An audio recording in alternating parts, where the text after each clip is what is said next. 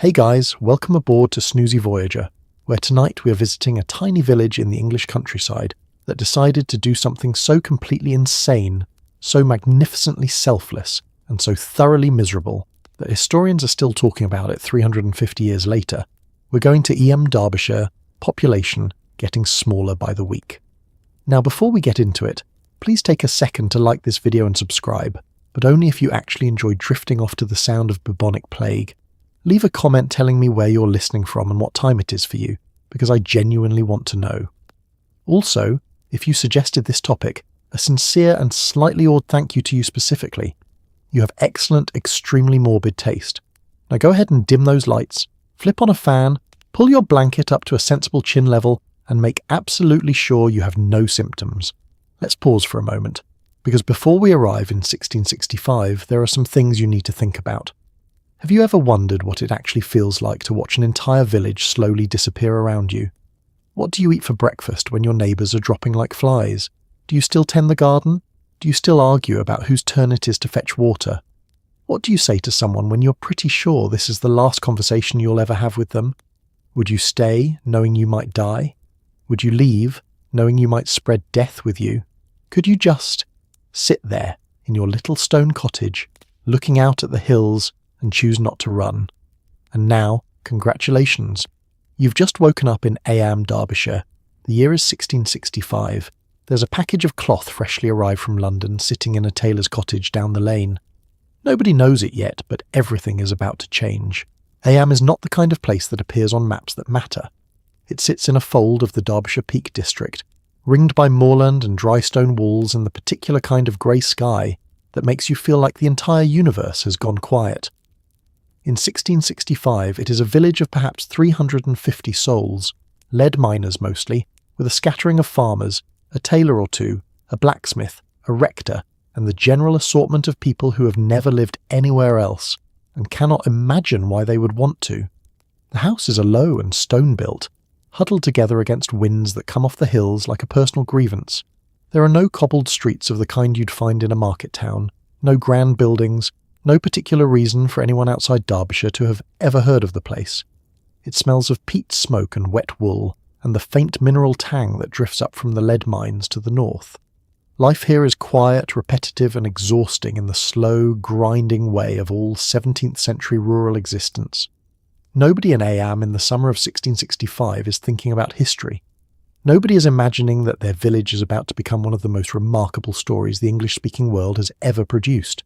They are just living, fetching water, mending walls, paying tithes, and waiting for the harvest. Your day in Eyam begins before sunrise, because it always does. There is no concept here of sleeping in, no snooze button, no negotiation with the morning. The cockerel makes its announcement, and that is the end of the conversation. You pull on clothes that you did not take off so much as rearrange the night before, because 17th century Derbyshire in autumn is not a climate that rewards undressing. The fire needs rekindling. Water needs fetching from the well. If you keep a cow, she needs milking with the patient indifference that cows bring to every human interaction, regardless of what else is going on in the world. The village has a shape to it that you know without thinking. The main street running roughly north to south, the Church of St. Lawrence sitting at its heart with the quiet authority of a building that has been there since the 12th century and fully intends to be there after everyone currently alive has stopped being a problem. The rectory sits nearby. The cottages spread out from the centre in the organic, unplanned way of villages that grew according to need rather than design, each one a small stone fortress against the particular hostility of Peak District weather. There is a market cross, there is a blacksmith, there is the faint but persistent sound of the wind, because there is always the faint but persistent sound of the wind in Eyam. The economy runs on lead. The mines in the hills around the village have been worked since Roman times, and the rhythm of Eyam's days is set by the miners going out in the early morning, with their tools and their candles and their resigned familiarity with the inside of the earth. It is not comfortable work. It is not safe work. The shafts are narrow and cold, and the air at the bottom of them has a quality that your lungs register as a complaint rather than a preference. But it is the work, and the work is what there is. What Eyam does not have, in the summer of 1665, is any particular awareness of London. The capital is 160 miles south, 4 days by road in reasonable weather, considerably more in the other kind. Its politics, its fashions, its disasters are matters of rumour and distant report, the kind of news that arrives late and incomplete and gets discussed at the well or the alehouse with the cautious scepticism of people who know they are only getting part of the story. London is, in every meaningful sense, another world. It does not occur to anyone in Eyam in the golden unremarkable days of late summer that London's world is about to be hand-delivered to their door. It arrives in the first days of September 1665, and it is the most ordinary thing in the world. A parcel of cloth sent from London to a journeyman tailor named George Vickers, who lodges in the home of a widow named Mary Cooper on the main street of Eyam. George is not remarkable. He is a working man, a craftsman passing through, renting a room and taking in sewing work to earn his keep. The cloth arrives damp from the journey. Cloth from London had a habit of arriving damp, because London in 1665 was not a city known for its careful packaging, or indeed for much care of any kind. George hangs the fabric in front of the fire to dry it out, the way you might drape a coat over a radiator and think nothing more of it. It is the last entirely ordinary thing he will ever do. Within days, George Vickers is sick. Within a week he is dead. The symptoms are not subtle. A fever, aching limbs, the unmistakable swelling in the groin and armpits that the English, in that particularly English tradition of understatement, called the tokens. Everybody in 1765. England knew what the tokens meant. The bubonic plague had come to Eyam, tucked inside the folds of a parcel of London cloth, carried by fleas so small you could barely see them, travelling 4 days north in a bundle of fabric to a village that had done absolutely nothing to deserve them. London, that summer, is already dying. The Great Plague of London, which will eventually kill somewhere between 75,000 and 100,000 people in the capital alone, is well underway by the time George's parcel is packed and dispatched. The wealthy have already left. They always leave first, and they always feel fine about it. And the city's poorer parishes are filling up their bills of mortality with a speed that is beginning to alarm even the people who compile bills of mortality professionally and are not easily alarmed. The fleas do not care about any of this. They are doing what fleas do, which is to find a warm host and stay there. And when the cloth is packed and wrapped and loaded onto a carrier's cart heading north, some of them go along, tucked into the weave of the fabric, dormant and patient and waiting. George Vickers, receiving the package, sees damp cloth. He sees a professional problem with a practical solution. He opens the parcel, he notes the moisture, and he hangs the fabric by the fire in the way that any competent craftsman would. As the cloth warms and the fibres begin to dry, the fleas wake up. And George, standing right there, is the first available option. It takes 4 days for the first symptoms to appear. You imagine him chalking it up to a chill, the way you diagnose your own mysterious ailments with whatever explanation requires the least action. A bad night's sleep, something he ate, the Derbyshire damp. By the time it is clear that this is not a chill, it is too late for George, and though nobody yet knows it, it is also too late for the village. Mary Cooper, in whose house George lodges, watches her tenant die, and tends him as best she can, because that is what you do. You do not yet know to not do it. Her son Edward is next, and then her other son, and the terrible, efficient logic of the thing begins to reveal itself in the Cooper household before it reveals itself anywhere else in Eyam. The parish register opens its column for the dead of September 1665 and begins to fill. Let's talk about what you are dealing with here, because it is important to understand that the Black Death is not a gentle adversary. It does not ease you out of the world with a polite cough and a fever. It comes at you with a kind of theatrical aggression that suggests the universe is trying to make a point. The bacterium responsible, Yersinia pestis, is carried by fleas that ride on rats, and it enters your body when an infected flea bites you, which happens so quickly and so unremarkably that you probably don't even notice. Within 2 to 6 days, your lymph nodes begin to swell. These swellings, the infamous buboes, can reach the size of an apple, appearing in the armpits, the groin, the neck, anywhere that lymph nodes cluster. They are painful in the way that makes the word painful seem profoundly inadequate. They are hot to the touch and hard, and they push against the surrounding tissue with an insistence that cannot be ignored. Alongside the buboes comes the fever, high, relentless, and accompanied by chills that make your teeth rattle. Your head pounds. Your muscles ache as though someone has spent the night methodically hitting every part of your body with a small hammer.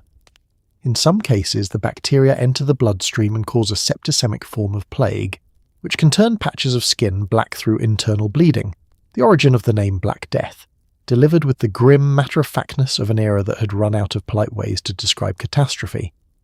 There is a third form of the disease, pneumonic plague, which occurs when the infection reaches the lungs. This version spreads through the air, through coughing, through the simple act of breathing near someone who has it, which makes it considerably more democratic in its reach than the flea-dependent bubonic form, and considerably more alarming to anyone trying to manage an outbreak by keeping their distance. Pneumonic plague is almost universally fatal without modern treatment, and moves faster than the bubonic form, which is saying something because the bubonic form is not dawdling. What the people of Eyam know, in practical terms, is this: the swellings appear, the fever comes, and most of the time, within days, the person is dead. The survival rate for untreated bubonic plague is somewhere between 30 and 60%, which means you have, at best, a coin flip chance, and the coin is weighted. Some people do survive. Some buboes burst and drain, and the fever breaks, and the person, shattered and hollowed out, begins the long incremental process of recovery. These survivors are watched with something between hope and a very cautious envy by the people around them, because survival confers what appears to be immunity, and in Eyam in 1666, immunity is the most valuable thing a person can have. The treatments available in 17th century England are, in a word, unhelpful. The theories about plague's cause include bad air, divine punishment, the influence of malign astrological conjunctions, and miasma, the idea that disease travels in foul-smelling air, which led to the famous plague doctor's beaked mask stuffed with aromatic herbs, on the theory that if you couldn't smell the bad air, it couldn't get you. This is not how disease transmission works. The herbs, however, smell quite nice, which is probably a comfort of sorts. Remedies include bleeding, which weakens an already failing body. Vinegar and herbs applied to the buboes, which does nothing except smell better than the buboes. Prayer, which the people of Eyam apply in considerable quantities throughout the outbreak, and which does not cure the plague, but may, in ways that are difficult to quantify, have helped them endure it. September of 1665 moves fast in Eyam, and not in a good way. After George Vickers dies on the 7th, Mary Cooper's son Edward is next, then her other son. By the end of the month, 5 people in the village are dead. By October, the number has climbed to 23. For a village of 350, that is not a statistic. That is your neighbour, your cousin, the man who fixed your wall last spring, the woman who sold eggs at the market.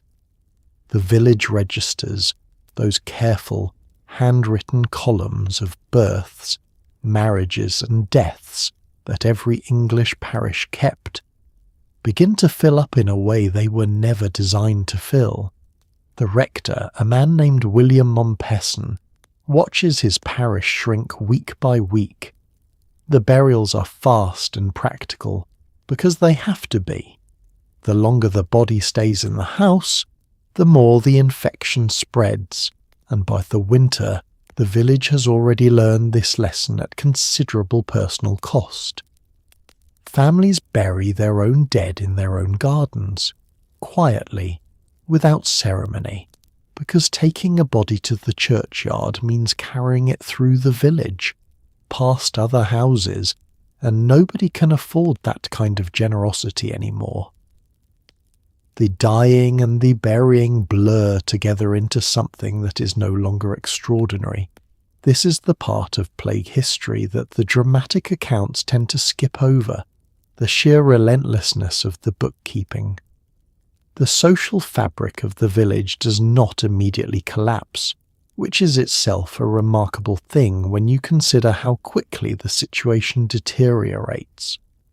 People continue to speak to each other, to pass in the lane, to exchange the necessary minimum of information required for a village to keep functioning. But the conversations change.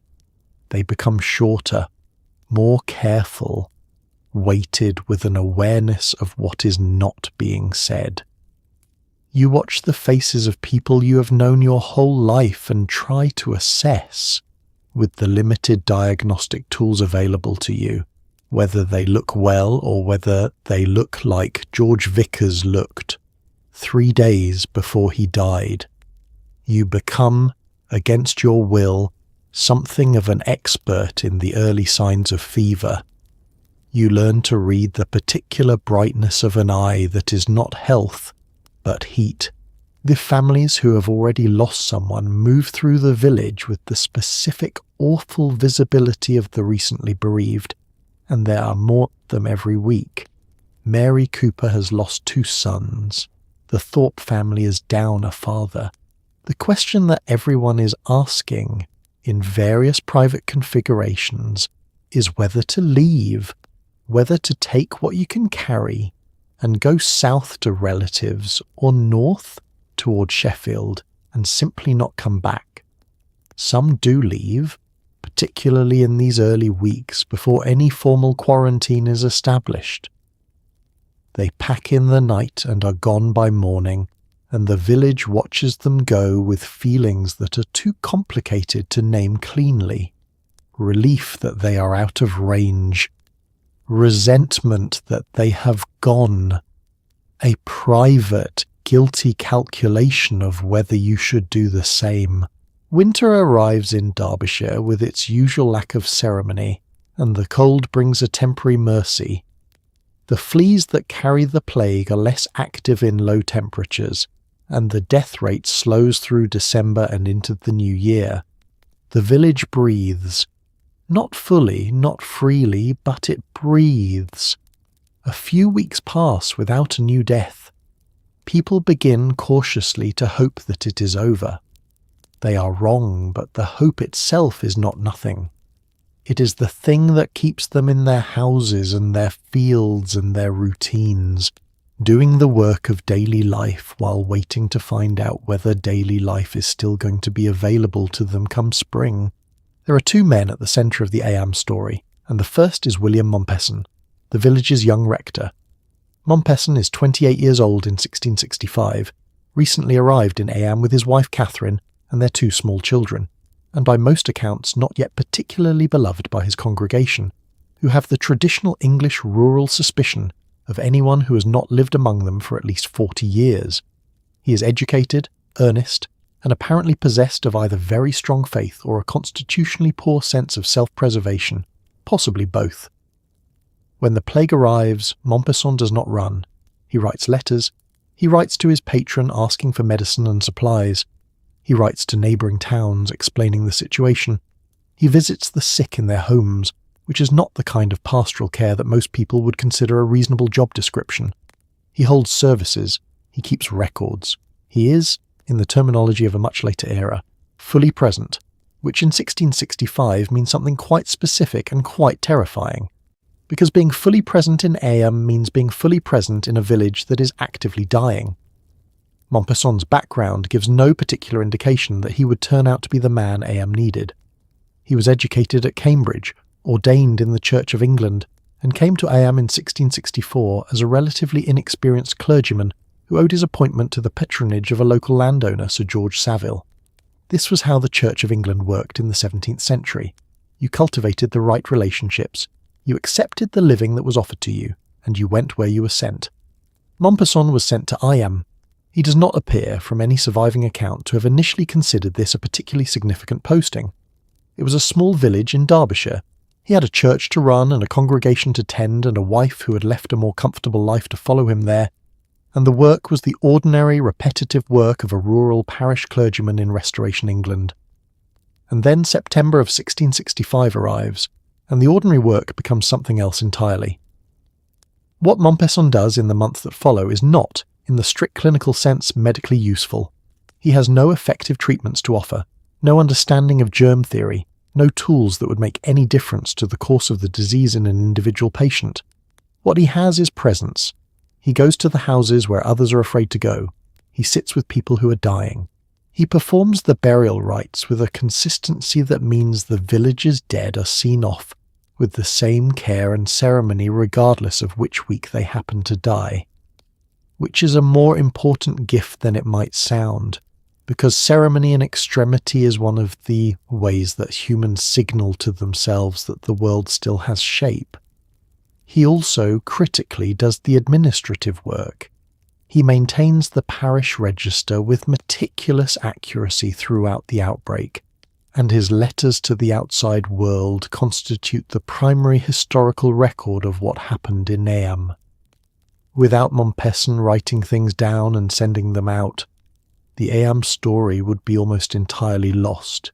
He is, in this sense, not only a pastor but an archivist, preserving for everyone who comes after the record of what 350 people endured and chose in a limestone village in the Peak District in the second year of the reign of Charles II.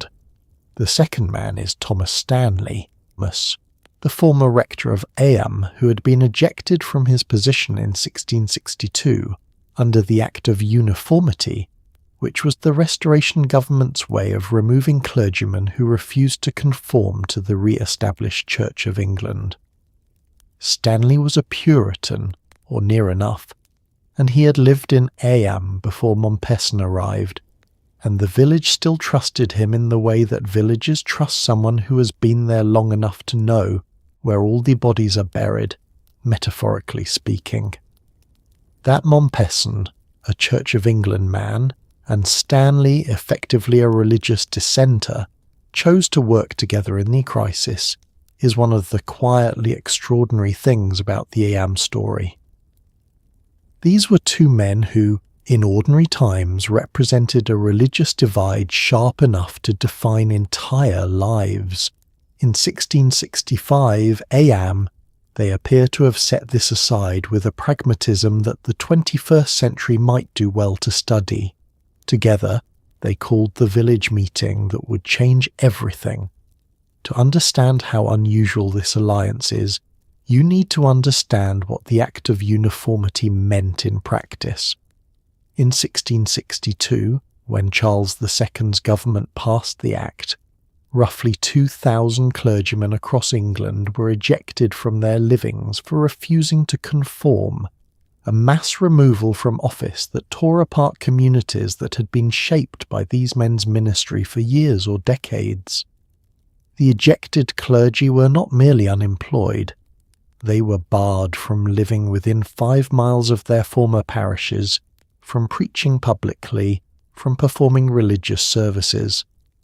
They became a kind of internal exile, living in the gaps of Restoration society, sustained by sympathetic local families and the conviction that their religious principles were worth more than their comfort. Stanley, against the law's strict intention, had remained in Eyam. He is listed in various records as living in the village after his ejection, presumably because the village simply refused to behave as though he had gone, and possibly because enforcing the 5-Mile Act in a remote Derbyshire village required more administrative energy than the relevant authorities were prepared to invest. He ran an informal school. He continued to minister quietly to the people who came to him. He was, in the way of genuinely embedded community figures, indispensable in ways that no official structure could easily replicate. When the plague comes, Stanley's position becomes one of enormous practical value. He is trusted by the village in a way that Mompesson, still a relative newcomer, is not yet. The villagers who might be sceptical of a young Church of England rector they have known for barely a year have known Thomas Stanley for much longer. His voice, added to Mompesson's, gives the quarantine proposal a weight it could not have had from one man alone. That the two of them cooperate, that they stand together before the congregation and present a united argument for staying, is not something either of them was required to do. It is a choice. It is, in the small, specific, difficult way that matters most, a generous one. Sometime in the summer of 1666, by which point the plague had briefly subsided over winter, and then returned with renewed enthusiasm, Montpesson and Stanley gathered the people of Eyam and put a proposition to them that has no polite modern equivalent. The plague, they explained, was among them. It would spread. People who left the village might carry the infection to neighbouring towns. Sheffield to the north, Bakewell to the south, the scattered hamlets throughout the Peak District. People had already begun to flee, some had already gone. What Montpesson and Stanley proposed was a voluntary quarantine. The village would seal itself. Nobody would leave. In exchange, the Earl of Devonshire at Chatsworth House would arrange for food and medicine to be left at agreed points on the village boundary, paid for by the local gentry. Eyam would be provisioned from outside, but nobody inside would cross the line. The villagers agreed. This is the moment that Eyam historians return to again and again with a mixture of admiration and barely concealed disbelief, because the people who voted to stay almost certainly understood what they were voting for. They were not naive. They had been watching their neighbours die for the better part of a year. Think for a moment about what this decision actually requires of the people making it. You are standing in a field or a churchyard or the nave of St. Lawrence's Church, and two men are explaining to you that the sensible, community-minded, morally responsible thing to do is to stay in a place where the mortality rate is climbing towards something nobody wants to calculate too precisely. The argument being made is not that staying is safe. It is explicitly that staying is dangerous. The argument is that your danger is preferable to the danger you would carry with you if you left. You are being asked to weigh your own probable death against the possible deaths of strangers in towns you have never visited, and to choose the strangers. And the people of Eyam in the main say yes. Not unanimously, some have already left, and some leave afterward, and the historical record does not condemn them with any particular vigour. Because what Montpesson and Stanley are proposing is voluntary, not coerced. Nobody is physically prevented from leaving. The quarantine is enforced by consent, which is both its moral strength and its most remarkable feature, because consent requires believing that the thing you are consenting to matters. It requires trusting that your sacrifice is real and that it will do what it is supposed to do. The people of Eyam, standing in their field looking at two clergymen who are asking them to stay and die quietly so that others can live, apparently believe this. They say yes, and then they go home and continue dying, with the dignity that the historical record has been trying to adequately describe ever since. The Earl of Devonshire's involvement is not incidental. It transforms the quarantine from a moral gesture into a practical arrangement. Food and medicine left at boundary stones means that the village does not have to choose between its principles and its survival, does not have to break the cordon in order to eat. It is, in the specific 17th century English vocabulary of patronage and obligation, a great man doing what great men were theoretically supposed to do, which is to take care of the people in their sphere when taking care of them is difficult. It does not always happen. Here, it does. Once the quarantine boundary is established, life in Eyam takes on a quality that is difficult to describe without resorting to words that were not yet available in 1666. The village is not in chaos. That perhaps is the most surprising thing. People continue to do the things that people do because there is, in the end, no alternative to continuing. Cows still need milking, children still need feeding, bread still needs baking. The lead mines to the north of the village continue to operate for a while, because the miners need to eat and the work is all they have. Small markets are held, but outdoors, with people standing at cautious distances from one another in the open air, an instinctive, wordless social distancing that predates the concept by 350 years. The village develops its own informal rules for managing contact. Leave coins in water or vinegar at designated spots, where sellers from outside can retrieve payment without touching hands. Fetch water early and alone. Avoid the houses where the tokens have appeared. Keep your children inside when the burying is happening. These are not official decrees. They are the accumulated practical wisdom of people who are paying very close attention to cause and effect in the most high-stakes classroom imaginable. Mourning in a quarantined village has a particular texture. You wake up and for a moment it is just morning. The grey light coming through the small window, the smell of the cold hearth, the sound of the wind. And then you remember, in the flat, practiced way you have learned to remember it, where you are and what is happening. You get up. You rekindle the fire. You look out toward the lane and check, without meaning to, whether the Thorpe house is showing smoke from its chimney, because smoke means the family inside is still alive and functioning, and no smoke is information of a different kind. The village's informal geography shifts over the course of the quarantine. Certain houses are avoided in the same instinctive way you avoid a wet patch on a path, not because anyone has told you to, but because the pattern is obvious and the lesson has been paid for. The streets in front of recently afflicted households are left clear. Gardens become, for many families, the primary social space. You can stand in your own patch of ground, behind your own wall, and talk to a neighbour across the lane at a distance that feels, if not entirely safe, at least better than the alternative.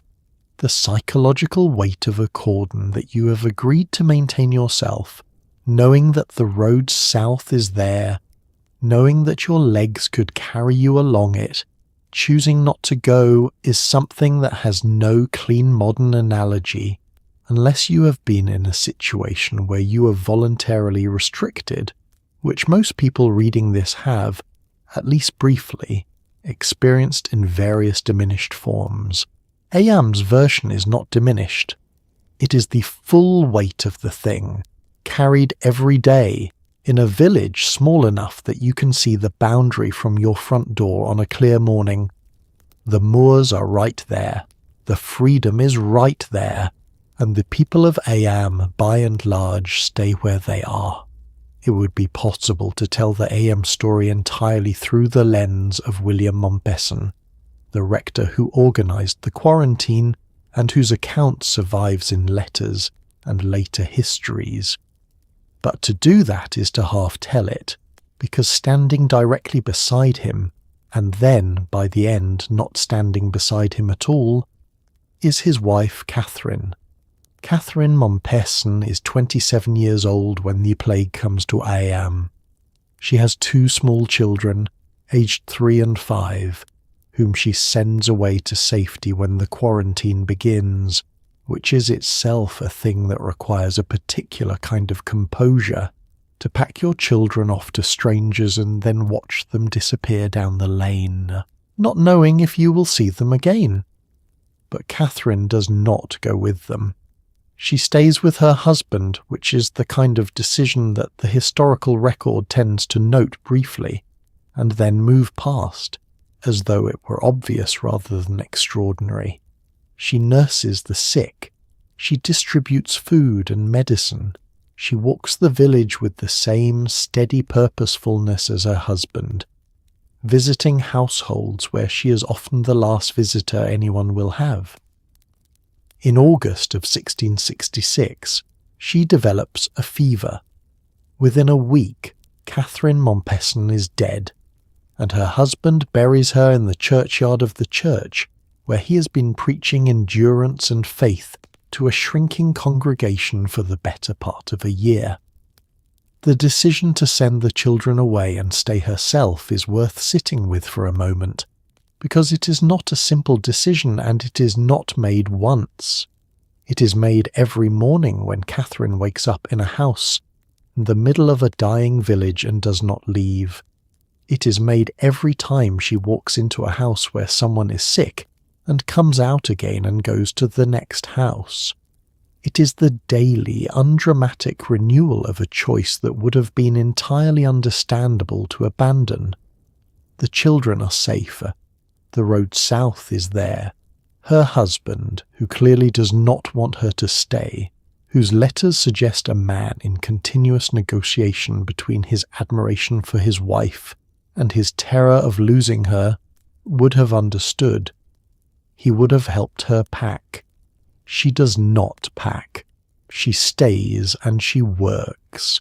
And the nature of her work is important to understand because it is not decorative. Catherine is not standing at her husband's side looking supportive while he does the actual work. She is going to the sick houses. She is the person who sits with the dying woman whose husband died last week, and whose children are in the corner not fully understanding what they are watching. She's bringing food to the households too weakened by illness to prepare their own. She's doing the work of care in a village where care means contact, and contact means risk. And she has already made her calculation about risk, and it has led her, again and again, to the door of the next house that needs her. William Mompesson's letters after Catherine's death have a quality that even 350 years of historical distance cannot fully flatten. He continues. He does not stop performing his duties. He does not stop writing his letters or holding his outdoor services at Cucklet Delph. He is, by every external measure, still doing his job. But the letters are different.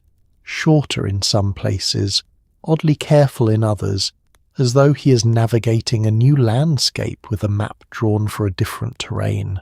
He buries her beside the church of St. Lawrence, in the same Eyam soil where he has been burying the village's dead for a year, and then he goes back to work because there is nothing else to do, and because, one suspects, Catherine would have expected nothing less. The plague does not strike Eyam evenly or fairly, because plague, like most catastrophes, has no interest in fairness. It moves through households, jumping from person to person through the fleas that travel on rats and on clothing, and on the fabric of daily domestic life. Some households are devastated entirely.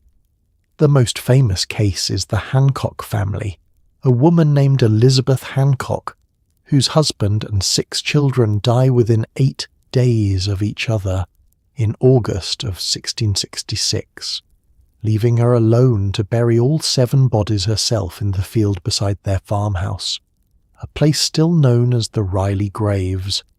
Elizabeth Hancock digs the graves and moves the bodies, and then, because there is nothing else to do, she carries on. Other households are barely touched. Neighbours who sleep within earshot of dying families survive without a single case. This apparent randomness is one of the features of plague that most unsettled contemporary observers, who interpreted it through a theological lens, God's mercy, God's judgment, the inscrutable will of a divine being who seemed to have very complicated feelings about Derbyshire. The actual explanation lies in the behaviour of rats and fleas and the variable immunity of individual immune systems, which is not a more comforting explanation, just a more accurate one. The Hancock case deserves more than a passing mention, because Elizabeth Hancock is one of those historical figures whose story is so extreme that the instinct is to check the sources twice before accepting it. She's a woman living in a farmhouse called Riley Farm on the edge of Eyam with her husband John and their 6 children. In the space of 8 days in August of 1666, all 7 of them develop the plague and die. Elizabeth does not die. She buries each of them herself without help, dragging the bodies across the field to shallow graves she digs with her own hands, because nobody will come to help her, because helping means contact, and contact means risk, and the village's quarantine logic applies even between neighbours. She wraps them in cloth and hauls them out of the house and puts them in the ground, one after another for 8 days, and then she walks back across the field and back into her empty farmhouse, and carries on. The pattern of infection through the village is, in retrospect, consistent with what we now know about how bubonic plague moves, following the rats, following the fleas, clustering in households that share walls or share water sources, or share the particular bad luck of having a rat nest in the thatch above the bedroom, the stone-built cottages of the lead miners, whose lower floors sit directly on the ground, are particularly vulnerable to rat activity. The disease moves through connected households in waves that are identifiable in the parish register if you look at the dates carefully. A death in one house, then a death in the adjacent house 2 weeks later, then a death 2 houses down.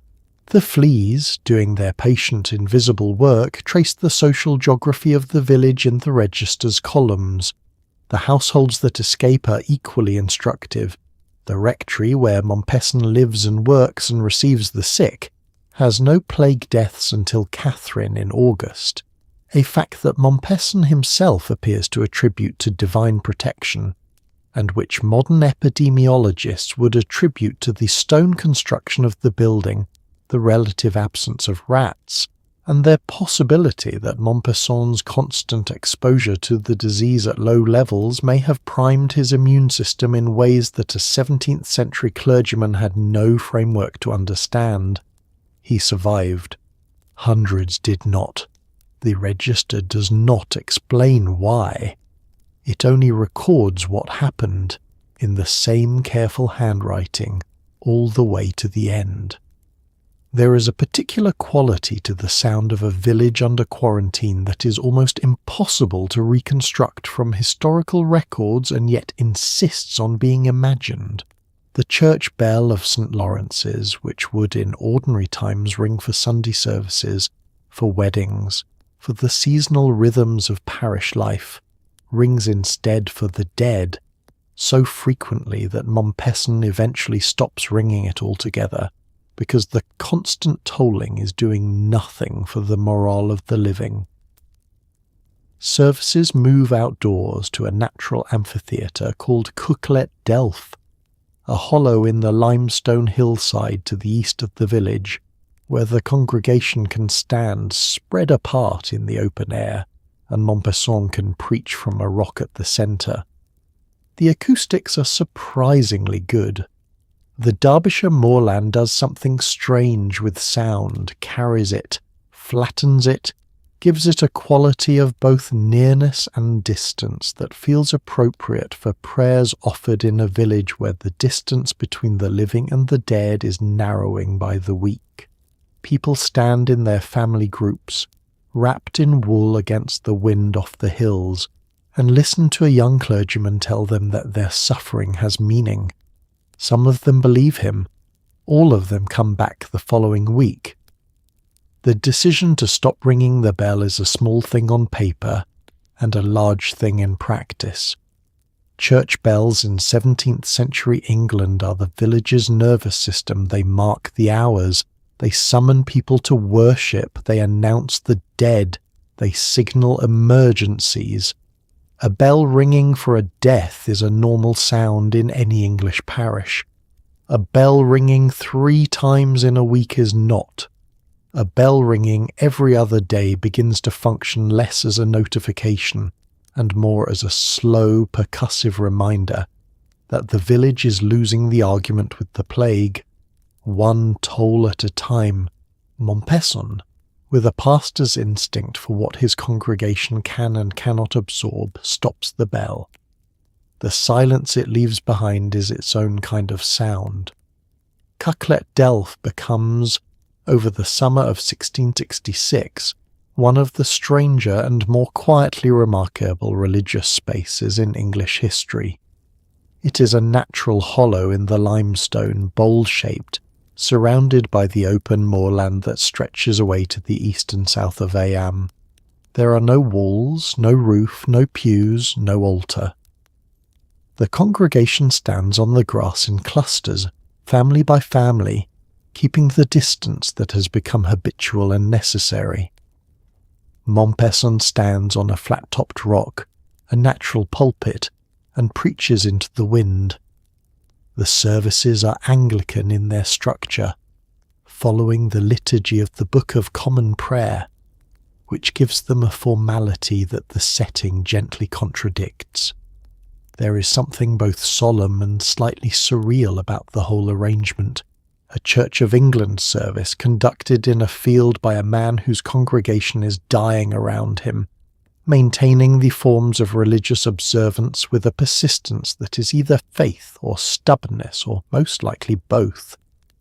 What is sung at these services is not recorded in detail, but the Psalms are the obvious candidate, those ancient songs of suffering and endurance, and the unresolved question of why the righteous suffer, which have never found a more appropriate performance space than a limestone hollow in Derbyshire in the summer of 1666. The voices of the congregation, thinning week by week, carry across the moor in the way that voices do in open country, clearly a little stripped, without the softening that walls provide. The sound of Eyam in that summer is the sound of people singing outdoors in a place where every voice present represents a family that has already lost someone, and everyone knows that the number of voices next week will be smaller than the number this week. They sing anyway. This is not a small thing. The silences between the services are their own form of communication. The village learns to read quiet carefully. A house with no smoke, no movement, no sound from within. These are the signs that something has shifted, that someone has crossed the threshold between sick and gone. The lane outside such a house empties of foot traffic with a speed that is not unfriendly so much as self-preserving, and the door stays closed until the burying is done. Eyam in its plague year is a place of very selective sound. The wind across the moors, the distant clang of the mine, the occasional low exchange of neighbours at cautious distance. And underneath all of it, the thing that the stopped bell no longer says out loud, but that everyone already knows. Logistics in a besieged village in the 17th century England are not glamorous, but they are absolutely critical, and the people of Eyam spend a considerable amount of their mental and physical energy on the question of food.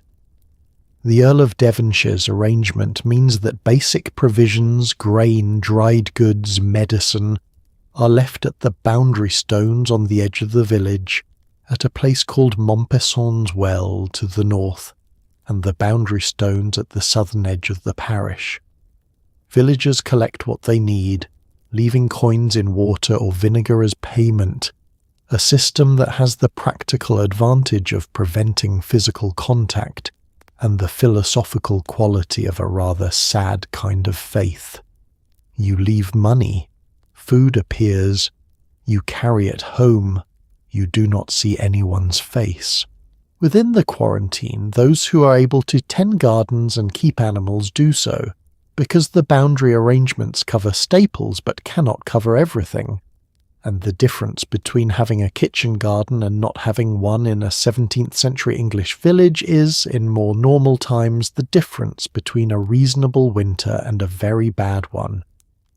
In the summer of 1666, it is the difference between something that keeps your hands busy and something that does not. The staple diet of a Derbyshire villager in the 17th century is not a thing of beauty. It is oats, primarily oat cakes and porridge, and a thick grey oat pottage that is the culinary equivalent of a firm handshake. It keeps you alive, and it asks nothing in return except that you not expect to enjoy it. Bread is made from whatever grain is available, which in a Peak District village of this period is more likely to be rye or maslin, a mix of wheat and rye, than the white wheaten loaf that more southerly and prosperous kitchens might produce. Dried peas and beans provide protein in the months when meat is scarce, which is most months. Ale, brewed at home from malted barley, is the everyday drink, because the water in a village with close-quartered housing and free-ranging livestock is not something you want to drink without some processing first. The kitchen garden, in this context, is not a hobby. It is infrastructure. Every household in Eyam that has a patch of ground behind it is growing cabbages, onions, leeks, parsnips, the hardy brassicas that survive a Derbyshire summer and provide the vegetables that make the difference between a pottage that is merely grim and a pottage that is nutritionally adequate. Tending the garden during the quarantine is one of the activities that continues with almost uninterrupted normality, because the garden does not know there is a plague and the cabbages are not going to harvest themselves. People who have lost family members in the same week are out in their gardens a few days later, hoeing between the rows with the slightly mechanical focus of someone who needs their hands to be doing something their brain doesn't have to supervise. The boundary stone arrangement, which sounds simple in historical summary, requires, in practice, a quiet logistical choreography.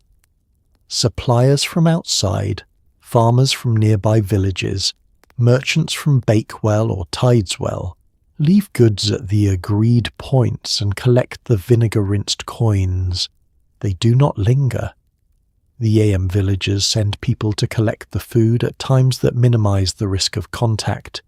Early morning, when the light is still flat and the lane to the boundary is empty.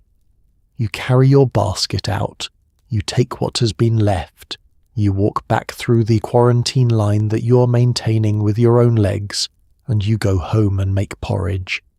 It is an act of profound mundanity inside an act of profound sacrifice, which is, when you think about it, the defining texture of the whole Eyam story. The moments of actual pleasure around food during the quarantine are not many, but they exist. A household that keeps chickens has eggs, which are both nutritious and tradable within the village. A family with a pig, and many families in Eyam kept a pig on a small-holding basis, has the prospect of a November slaughter that, in ordinary years, is one of the social events of the rural calendar. Neighbours gathering to help, everyone going home with a share. In 1666, the pig slaughter happens more quietly, with fewer neighbours, but it still happens because winter is coming and the pig is still a pig. Many of the men of Eyam work in the lead mines that dot the limestone landscape around the village, and the plague arrives in a community that already has a complicated relationship with death. Lead mining in 17th century Derbyshire is not an industry that attracts people with a strong preference for long lives. The mines are cramped and poorly ventilated, lit by tallow candles and accessed by shafts that require considerable confidence in the rope. Lead poisoning is a slow, chronic fact of life. Cave-ins happen. Men die young with the particular quiet resignation of people who have always known they were going to. In this context, the plague is not a departure from normal risk, so much as an acceleration of it, and the lead mining families of Eyam face the quarantine with the same stoic practicality with which they face everything else, which is not the same as saying they face it without fear, only that fear is not, for them, a novel sensation. The mines continue to operate for part of the quarantine period, providing the village with a continued source of income that can be traded at the boundary for food and goods. It is an arrangement of almost surreal normality. Men going underground in the morning, doing their shift, emerging into the light, and walking home through a village where the churchyard is filling up faster than any year in living memory. The lead mines of Derbyshire operate under a system called the bar moat, one of the oldest industrial legal frameworks in England, which grants miners the right to work any seam of lead ore they discover on open ground, subject to the payment of a tithe to the local landowner. It is a system that creates a culture of relative independence among the miners. They are not employees in the modern sense. They are freeholders of their labour in a way that gives them a self-sufficiency of outlook, that the quarantine, with its emphasis on collective responsibility and voluntary constraint, fits into rather more naturally than you might expect. These are people accustomed to operating on their own judgment in difficult conditions. The decision to stay, to maintain the boundary, is the kind of decision they are constitutionally equipped to make. The work itself is done in shafts that descend into the limestone by whatever depth the ore requires, accessed by a rope and a bucket and the nerve to climb down into the dark on a hemp line that was made by someone you probably know, and hope was having a good day when they made it. At the bottom, the miners work by candlelight in spaces narrow enough that a broad-shouldered man has to turn sideways at certain points, chipping at the ore with picks and loading it into baskets that are hauled up to the surface. The air at depth is stale and carries the particular mineral smell of wet limestone and metal, and the tallow candles burn with a slight smokiness that coats the back of your throat over the course of a shift. The miners come up at the end of the day pale with rock dust and blinking in the light, and in 1666 they come up into a village that is tallying its dead with a frequency that the mine has never quite matched, even on its worst days. The financial logic of continuing to mine during the quarantine is straightforward and a little bleak. The village needs income to pay for the food left at the boundary stones, and lead or converted to coin is how that income is generated. The Earl of Devonshire's subsidy covers some of the supply, but not all of it, and the mining families of Eyam are not in a position to stop working, simply because circumstances are extraordinary. Extraordinary circumstances and continued work are, for them, not mutually exclusive categories. They are, in fact, the definition of a Tuesday. The miners who die during the quarantine, and a number do, leave their families in the same precarious position that a mining accident would, except with the added complication that the community safety net, the informal mutual aid of neighbours and extended family that a normal 17th century village relies on in times of loss, is itself under strain. People help where they can. The arrangements are improvised, practical, and rarely written down, which is why the historical record of the quarantine's social economics is thinner than the record of its deaths. What we know is that the mines kept running, the boundary coins kept appearing in their vinegar baths, and the food kept arriving. The system, such as it was, held. The Eyam parish register records the deaths of children alongside those of adults with the same careful handwriting and the same absence of editorial comment, because the 17th century English parish clerk did not editorialise. A death was a death. It went in the register. And yet the deaths of children in Eyam in 1665 and 1666 accumulate in the record with a weight that the neutral handwriting cannot entirely disguise.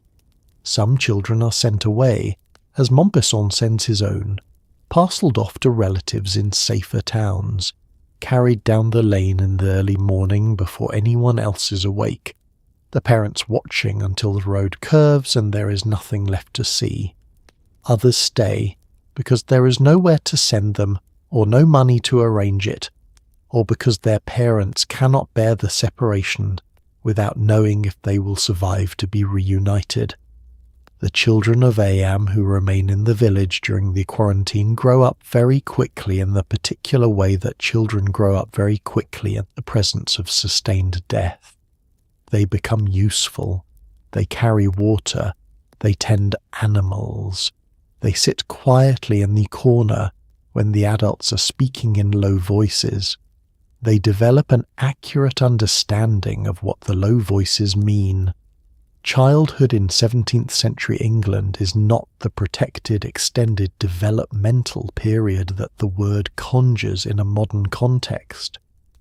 Children in a village like Eyam are economically integrated into the household from a young age, gathering fuel, tending kitchen gardens, looking after younger siblings, feeding animals, and the boundary between child and small adult is porous and permeable, in ways that reflect the practical realities of rural life rather than a philosophical position on the nature of childhood.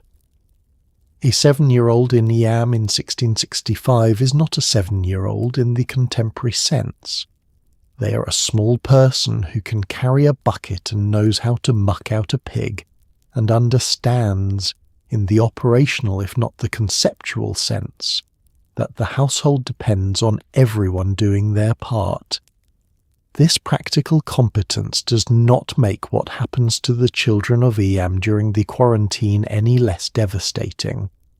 It simply means that the devastation is carried differently, with less of the bewildered incomprehension that a child entirely shielded from adult reality might feel, and more of the specific, weighted grief of a person who understands exactly what they have lost and what it means for tomorrow.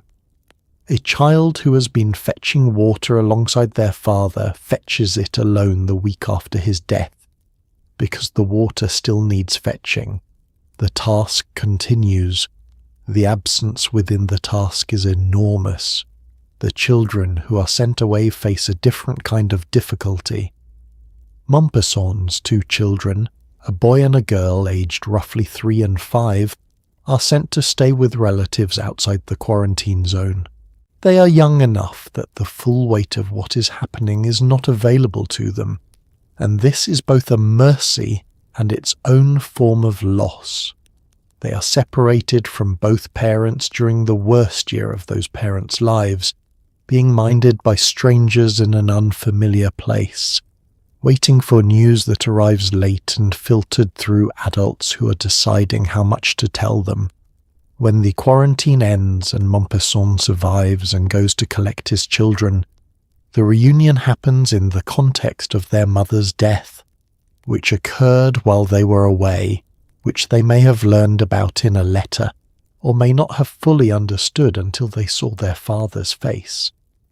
The children who remain in Eyam and survive the quarantine carry the experience in ways that are not documented, but not difficult to imagine. They have watched adults they loved die.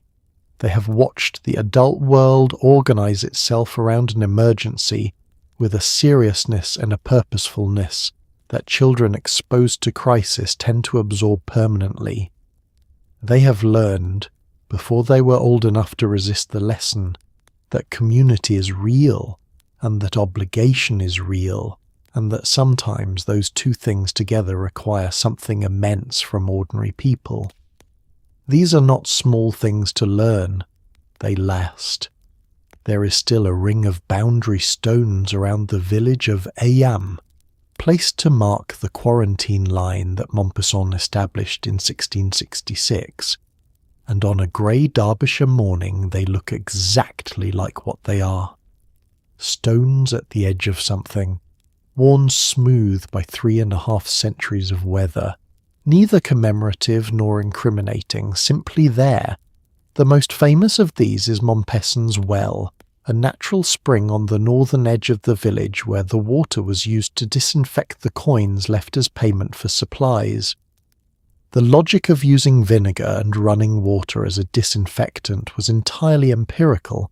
People had noticed, without being able to explain why, that coins cleaned in running water seemed to carry infection less readily, and they acted on this observation without waiting for a theory to explain it. This is, when you think about it, a fairly remarkable display of applied epidemiology by people who had never heard the word epidemiology and would have been confused by the concept. They were paying attention. They were drawing conclusions. They were modifying their behaviour based on what they observed. They were doing, in 1666, in a small Derbyshire village, something that looks a great deal like science. The boundary stones are set in the landscape at intervals that mark the edge of the Eyam parish, following the natural topography of the hills and valleys in a line that makes geographical sense even before it makes epidemiological sense. Some of them are large and obvious, set upright in the ground with the confidence of landmarks. Others are smaller, more ambiguous, readable as boundary markers only if you know what you're looking at. They have no inscriptions from the Plague period. They were not carved with the date or the circumstances or any kind of commemorative text. They were functional objects, stones that said, "Here is the line, do not cross it."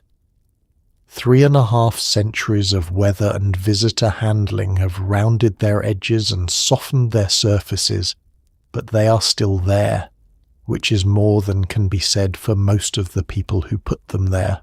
Montpesson's Well sits in a dell on the northern approach to the village, where a natural spring feeds a stone trough. In 1666, this was the primary exchange point for supplies coming from the north, from the direction of Sheffield and the broader Peak district communities that were part of the Earl of Devonshire's supply arrangement. Coins were placed in the stone trough filled with vinegar-laced water, left there to soak, while the supplier collected the goods they had brought and the villager retreated back inside the boundary. The exchange happened without touching, without speaking, sometimes without either party seeing the other at all. It is one of the more quietly poignant images in the whole story. Two people on opposite sides of a stone trough, separated by water and a concept, each performing their side of a transaction that is keeping one of them alive. The vinegar itself is an interesting detail. Vinegar, acetic acid, does have some antimicrobial properties, though not sufficient ones to reliably neutralize plague-carrying material in the way the people of Eyam hoped it might. What the practice represents, more than effective disinfection, is a theory of contagion sophisticated enough to include the idea that disease could travel on objects, that coins handled by sick people might carry something dangerous, and that treating those coins before passing them on was worth doing. This is, for 1666, a remarkably advanced position. The dominant theory of disease transmission was still miasma, bad air, and the practical insight that physical objects might carry infection was not part of mainstream medical understanding. The people of Eyam arrived at it empirically, from watching what happened when you touched the things that sick people had touched. They were, in the most literal sense, learning as they went. August of 1666 is the worst month. It is hot for Derbyshire, and the heat is not kind to a village already dealing with the particular logistical problem of the dead.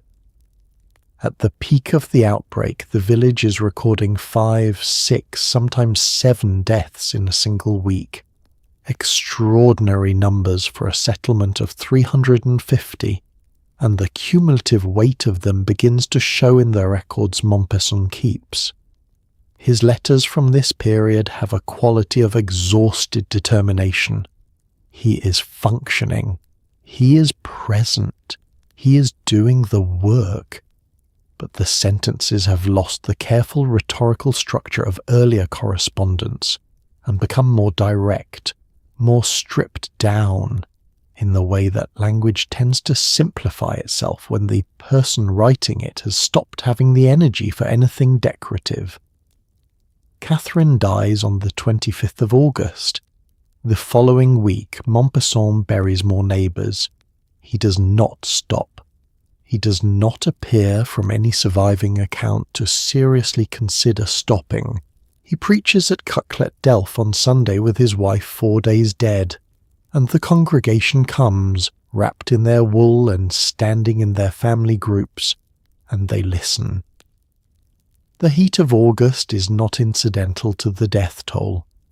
Warm temperatures accelerate the activity of the rat fleas that carry Yersinia pestis, shortening the interval between bites and increasing the rate at which the infection moves through a population. The fleas that have been resident in Eyam's thatched roofs and earthen floors and the walls of the older stone cottages since the previous autumn are, in August of 1666, at peak activity, and the village is, in the bleak biological arithmetic of plague epidemiology, experiencing the worst possible combination, a large reservoir of infection built up over 11 months, a warm summer that supercharges the vectors, and a population that has already been significantly weakened by 11 months of insufficient nutrition, chronic stress, and the cumulative immune burden of a community under siege. The dead of August include some of the village's most central figures. Elizabeth Hancock loses her entire family in this month, her husband and 6 children buried by her own hands in the field at Riley Farm. The Thorpe family is struck again. The Siddle family, prominent in the village's lead mining trade, loses multiple members. The parish register for August of 1666 is the most densely written page in a register that has been increasingly densely written for the past year, and it has the quality, when you read it, of a document that is trying to keep up with something moving faster than the pen. Montpesson keeps writing his letters through all of it. There is something almost compulsive about the correspondence in this period, a man who is doing the thing he knows how to do because the alternative is to stop, and stopping is not available. He writes to his patron. He writes to the Archbishop of York. He writes to a friend, a clergyman outside the quarantine, with a candour he does not use in his official correspondence. He is exhausted. He is frightened. He does not know how much longer this will go on, and yet the following Sunday he is back at Cucklet Delph, standing on his limestone pulpit, reading from the Book of Common Prayer to a congregation that is smaller every week and comes back every week regardless. August ends. September begins. The death rate, almost imperceptibly, begins to fall. At some point during or after the Eyam story, someone always does the calculation, because the mind reaches for numbers when the scale of human experience becomes too large for narrative to contain. The accepted figure is that of Eyam's roughly 350 inhabitants before the plague, Somewhere between 200 and 260 died over the 14 months of the outbreak, a mortality rate of somewhere between 57 and 73%, depending on which historical estimate you accept. For comparison, the Black Death of 1347 to 1351 killed approximately a third of Europe's population, which is considered one of the most catastrophic events in human history. Eyam's mortality rate, within its sealed boundary, was nearly double that. The counterbalancing number, the one that the Eyam story asks you to hold alongside the death toll, is the number of people in the surrounding Peak District who did not die, because the village held its line. There is no precise figure for lives saved, because you cannot count the people who didn't die of something they were never exposed to. But the towns and villages that surrounded Eyam Bakewell, Tideswell, Stony Middleton show no significant plague outbreak during this period.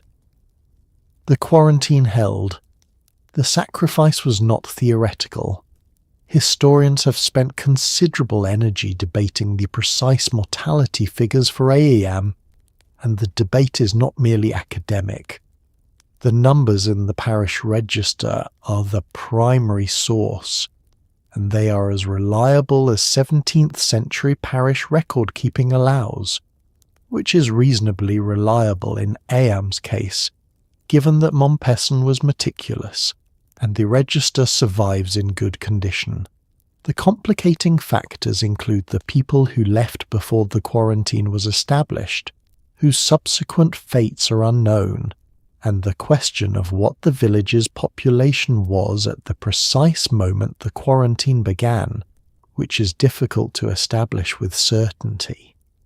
The figures most commonly cited, 260 deaths from a population of 350, yield a mortality rate of approximately 74%. Others, working with slightly different baseline populations or slightly different counts of the register, arrive at lower figures. The range is roughly 55 to 75%. All of these figures are, in the context of a single village, catastrophic. The comparison to surrounding communities is the part of the story that justifies the sacrifice in retrospect, and it is worth being precise about what it shows and what it does not. The villages immediately surrounding Eyam, Stony Middleton to the south, Fullo to the west, the farms and hamlets scattered through the Peak District valleys do not show plague outbreaks in their parish registers during the 1665 to 1666 period. This is not proof that Eyam's quarantine was the reason, in the strict epidemiological sense. We cannot run a controlled experiment. We cannot know with certainty what would have happened if the village had not quarantined. What we can say is that the plague did not spread from Eyam outward, and that the quarantine was the mechanism designed to prevent that spread, and that the mechanism appears to have worked. The people who made the decision to stay were operating without certainty, without proof, on the basis of a moral argument and an empirical hope. The numbers, at least, do not contradict them. The arithmetic of individual families within the village is, in some ways, harder to sit with than the aggregate figures. The Thorpe family, nearly gone. The Siddle family, decimated. The Hancock family, 7 dead in 8 days. Multiplied across a village of a few dozen households, these are not statistics. They are the elimination of networks of relationship and knowledge and shared history that cannot be replaced by whoever eventually moves into the empty houses. The village that comes out of the quarantine in October of 1666 is not a smaller version of the village that went in. It is a different village, carrying the shape of everything it has lost, the way a landscape carries the shape of a glacier that has gone. Not everyone in Eyam approaches the plague with quiet heroism, and the story would be considerably less interesting if they did. One of the most remarkable characters in the historical record is a man named Marshal Howe, a lead miner who, having survived an early bout of the plague himself, concluded correctly that he was now immune, and turned this immunity into a business opportunity with an entrepreneurial spirit that the more conventional accounts of Eyam tend to gloss over with polite discomfort. Marshal Howe becomes Eyam's unofficial gravedigger and body mover during the worst months of the outbreak, performing services that no one else is able or willing to perform, and accepting payment in the form of goods from the homes of the deceased, furniture, clothing, tools, whatever the dead had left behind and the surviving family was in no position to argue about. He is, depending on how you look at him, either a practical man who provided an essential service in extraordinary circumstances, or someone who looked at a public health crisis and asked himself with great clarity of vision, what's in it for me? He is, in the most honest reading, probably both, which makes him considerably more human than the saintly versions of the story tend to allow. The practical problem that Marshal Howe solves is a real one. In a village under quarantine during a plague outbreak, the movement and burial of the dead is one of the most dangerous and least desirable tasks available. In normal 17th century English village life, the death of a neighbour is a community event. People come to lay out the body, to sit with the bereaved family, to help carry the coffin to the churchyard. None of this is possible in Eyam during the outbreak. The risk of contact is too high.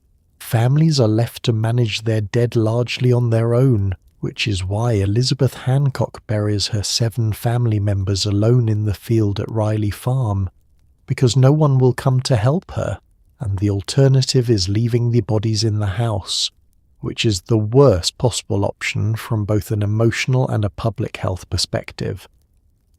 Marshal Howe, immune and apparently unbothered by this, in a way that suggests a constitutionally robust relationship with mortality, fills this gap. He goes to the houses where others won't go. He moves the bodies. He digs the graves in the gardens and fields where the villagers' dead are increasingly being buried, away from the churchyard, in the private plots that become the improvised cemeteries of the quarantine. In exchange, he takes things: a chair, a length of cloth, a set of tools from a workshop whose owner will no longer need them. This is not stealing in the straightforward sense, because the transactions appear to have been agreed upon with the surviving family members, who are in the position of people who need something done badly enough that the terms are not really a negotiation. It is, to use a word that Marshal Howe almost certainly never encountered, transactional.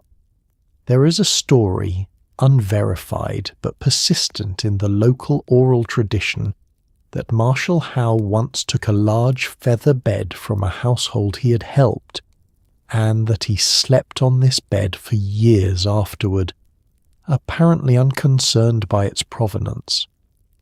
Whether this is true or embellished or invented, it has the quality of a detail that a village would remember and retell, because it captures something true about the man, his earthiness, his lack of sentimentality, his refusal to perform the correct emotions about what he was doing.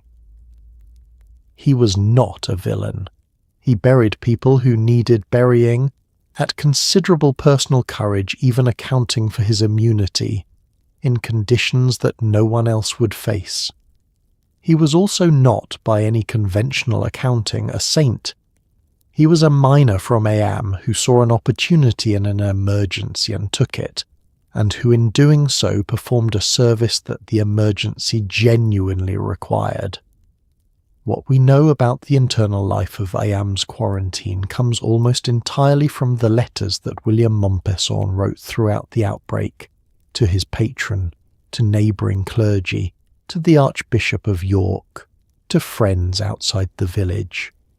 These letters survive in archives and have been read by historians with the slightly complicated feeling of reading someone's private correspondence, except that Mompesson appears to have been aware at some level that the letters might matter beyond their immediate purpose, and wrote with a care that suggests he understood he was documenting something.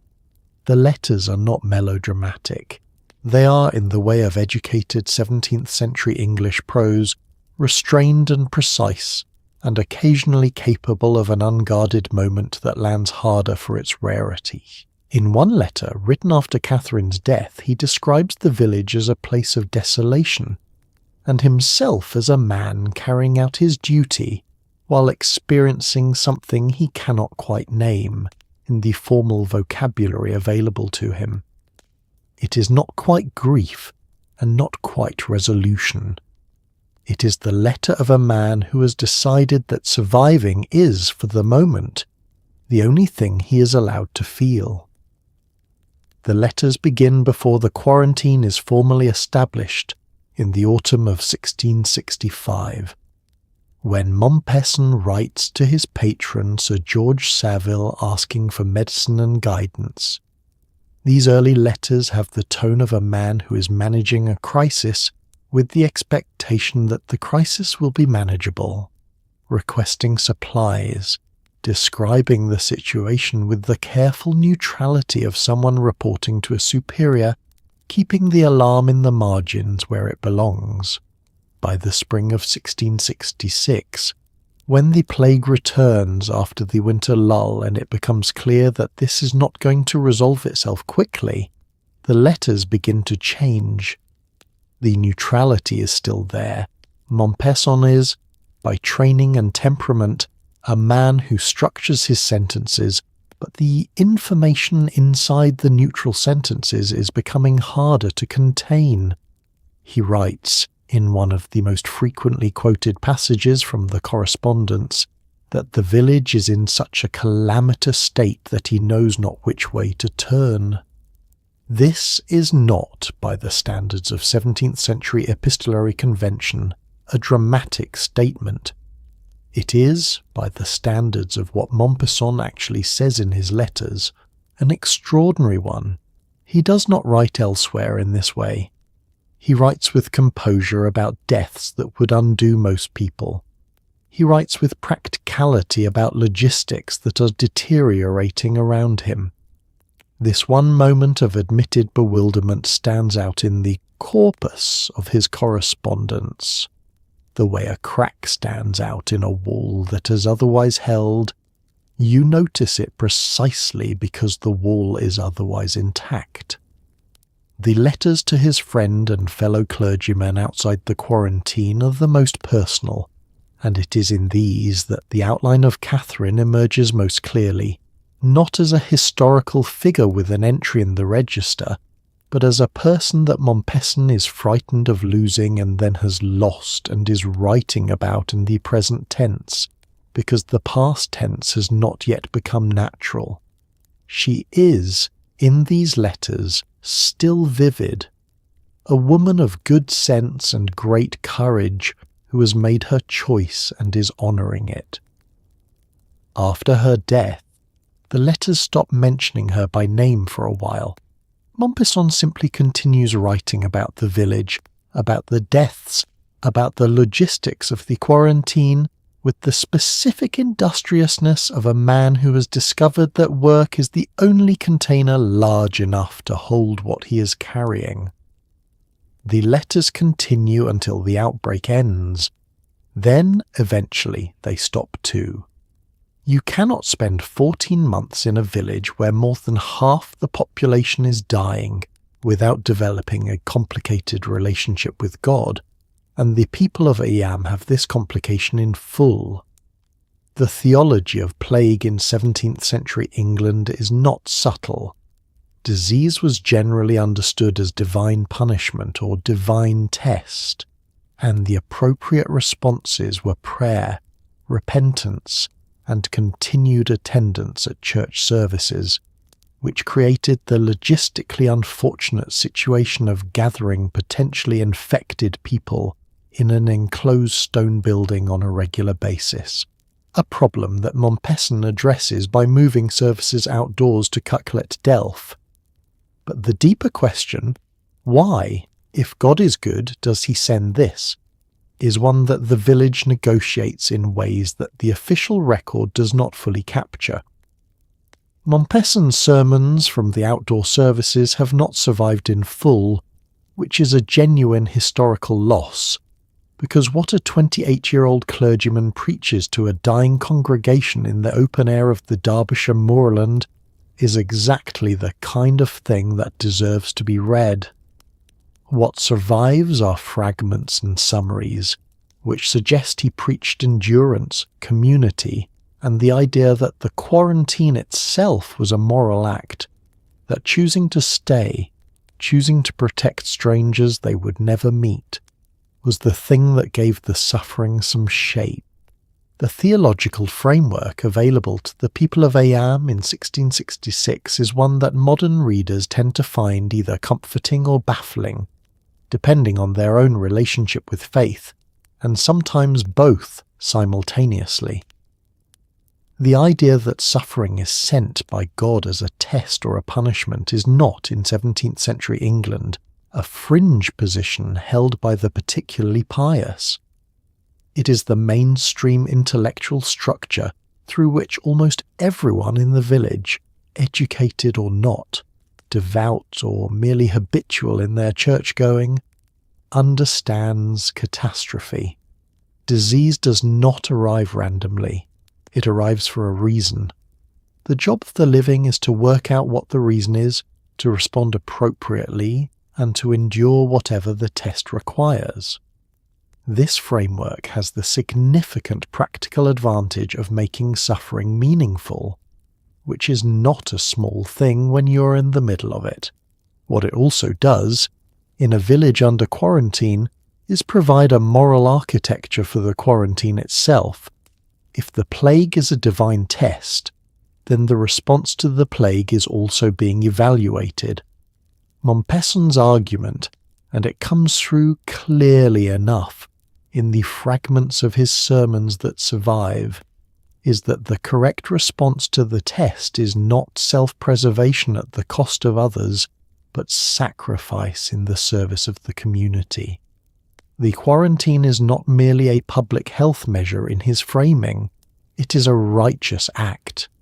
It is the thing that a Christian people does when faced with the choice between their own safety and the safety of their neighbours.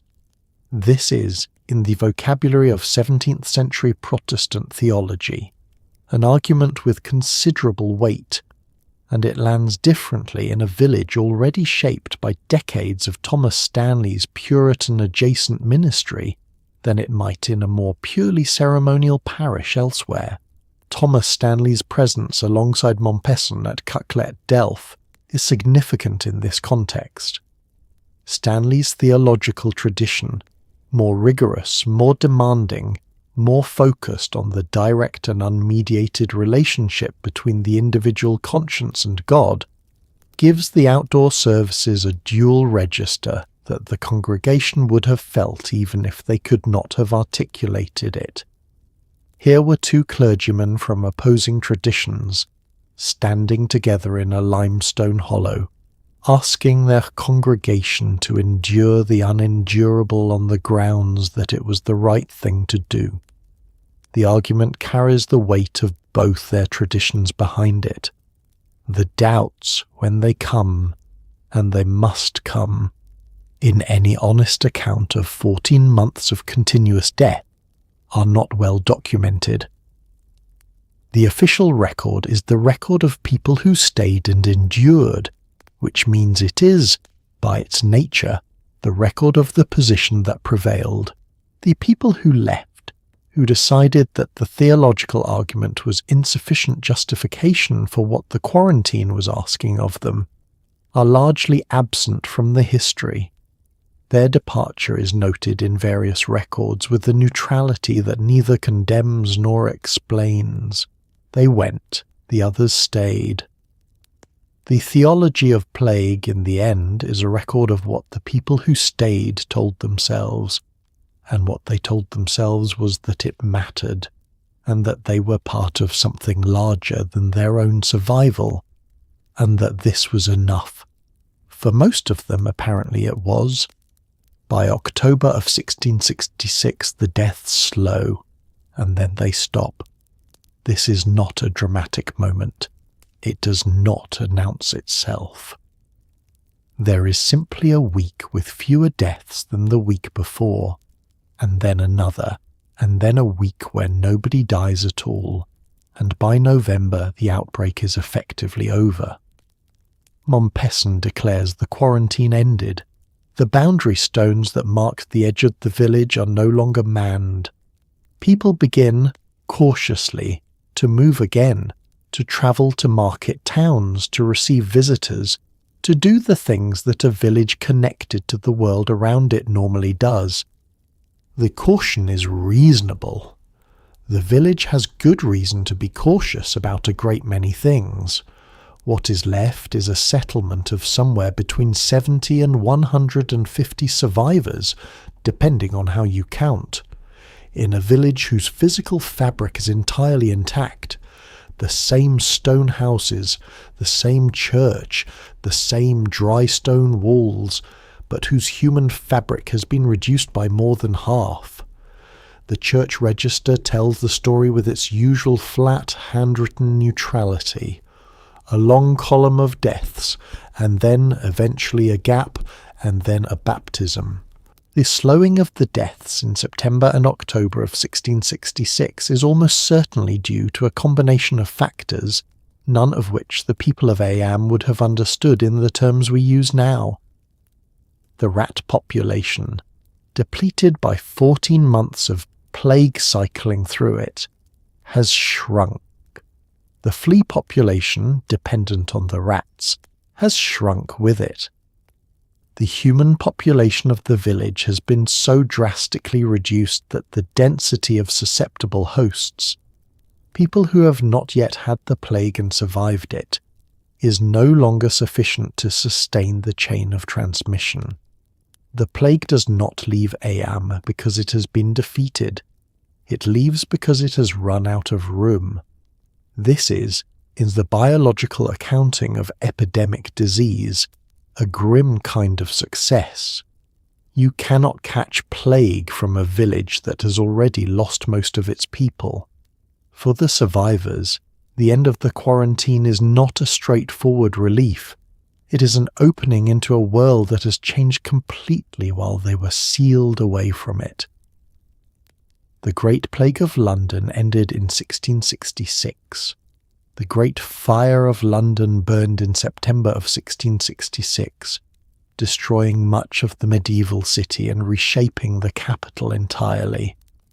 The wider world has been moving, shifting, burning, rebuilding, while Eyam stood still inside its boundary stones and counted its dead. The survivors step out of the quarantine into an England that feels, in ways both large and small, like a country that has moved on without them. The first visitors to enter the village after the quarantine lifts report a place that is eerily intact and profoundly altered simultaneously. The houses are standing. The church is standing. The lead mine headgear is visible on the northern hillside. The dry stone walls are in their places. And moving among these entirely familiar structures is a population so reduced that the village feels, to anyone who knew it before, like a scale model of itself, the geography correct, the proportions wrong, empty houses with gardens going to weed, workshops with tools still on the bench, the register sitting open in the vestry with its column of deaths running down the page, and then, in October, a gap, and then a single new entry that is not a death. The village, in its battered and reduced and extraordinary way, is still there. It intends to continue. After the plague ends, William Mompesson does not stay in Eyam. He leaves eventually to take up a position elsewhere in the Church of England, and the village's relationship with his memory is for some years more complicated than the later, neater narrative of heroism would suggest. He remarried, which was understandable, and his second wife's reluctance to accompany him back to Eyam to visit was also understandable, and the village, which had lived through something beyond the capacity of most language to describe, seems to have had mixed feelings about the young rector who had organised their quarantine and survived it, when so many of them had not. This is not ingratitude. It is the complicated emotional accounting that communities do after collective trauma, assigning credit and resentment with the same, somewhat imprecise bookkeeping they use for everything else. Mompesson's historical reputation recovers completely and then some. He is now regarded, along with Thomas Stanley, as the central heroic figure of the Eyam story, and the village itself has made its peace with him in the most English way possible, by naming things after him. Mompesson leaves Eyam in 1669, 3 years after the quarantine ends, having been offered the rectorship of Eakring in Nottinghamshire by his patron Sir George Savile. It is, by every objective measure, a better living than Eyam, a larger parish, a more comfortable house, a congregation that has not recently lost 2/3 of its members to plague. The move is sensible, and Mompesson makes it, and the village watches him go with feelings that are not simple. He has been their rector for 5 years, 4 of which have been the most extraordinary years in the village's history. He organised the quarantine, he buried their dead, he preached at Cucklet Delph every Sunday through the worst of it. He also survived, and survival in a village that lost so many carries its own complicated weight, even when, especially when, the survivor did everything right. His second wife Elizabeth, whom he marries in 1669, declines on at least one occasion to accompany him to Eyam for a visit, apparently concerned about residual infection, a fear that, given the circumstances, is not irrational, but which the village registers with the particular sensitivity of a community that is still raw.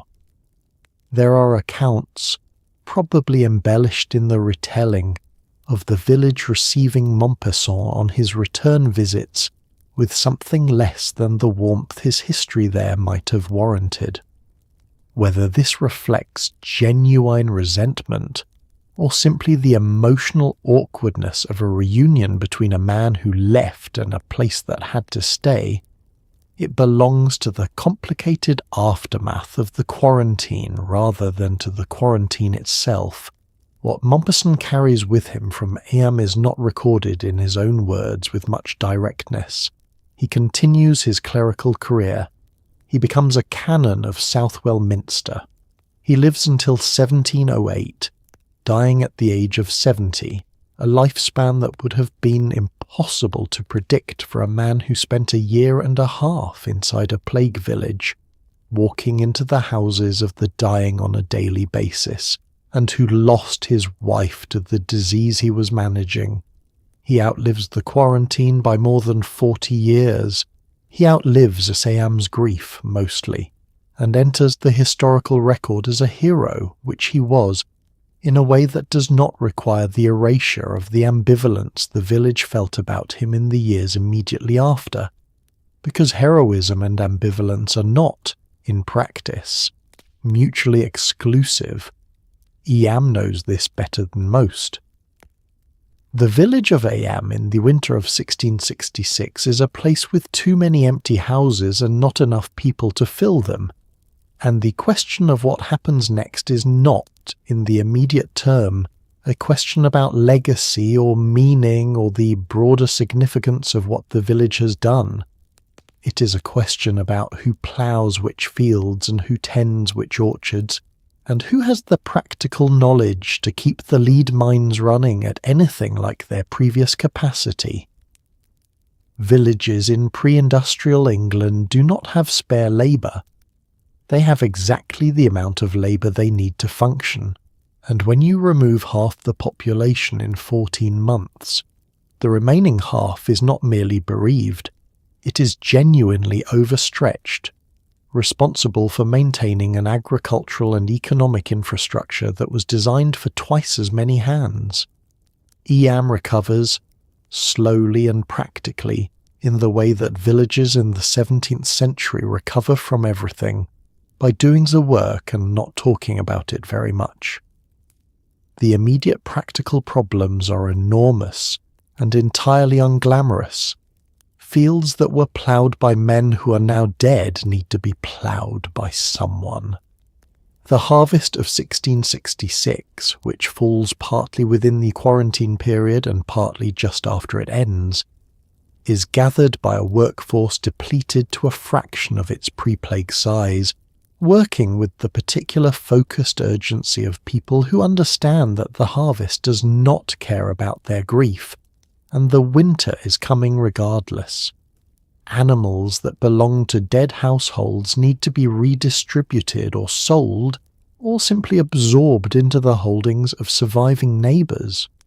Tools and equipment left in workshops and barns need to be assessed, catalogued, and reallocated to people who can use them, which is the kind of task that someone has to do, and that no one particularly wants to do, because doing it requires going through the possessions of people who died last month. The lead mines, which continued operating through most of the quarantine, resumed something closer to normal operations as the surviving miners returned to full working patterns. The mines are the village's primary economic engine, and the speed of Eyam's recovery is, to a significant degree, the speed at which the mines can return to productive output. This is not fast, because the loss of experienced miners, men who knew the particular characteristics of the local seams, who understood the drainage patterns of the shafts, who had accumulated years of practical knowledge that is not written down anywhere, is not easily compensated by enthusiasm or willingness.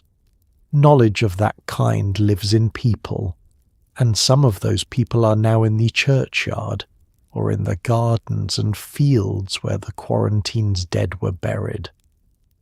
The empty houses are perhaps the most persistent physical reminder of what the village has lost. Stone-built houses in a Peak District village do not deteriorate quickly. They stand, with their empty windows and their unlit hearths, for years before the practical pressures of a recovering village population fill them again. Some are taken over by surviving family members who consolidate households. Some attract new arrivals from the surrounding area, people who need work or land or simply a place to be, and for whom Eyam, which has available housing and functional mines, is a practical choice. The village does not stay empty. Villages in pre-industrial England almost never stay empty, because the land needs working, and the land is there. But the Eyam that refills slowly over the years following the quarantine is not a restoration of what was there before. It is something new, built on the bones of something that ended in October of 1666, carrying the shape of its loss the way the boundary stones carry the shape of the quarantine. Present, worn smooth, simply there.